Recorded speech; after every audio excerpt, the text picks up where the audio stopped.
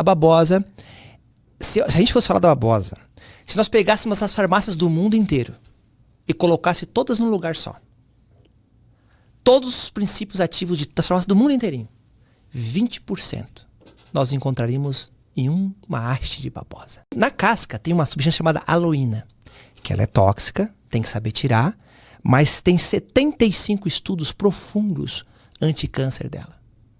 A babosa tem uma capacidade... Quando você fala anti-câncer, não é para tratar quem tem, é para prevenir.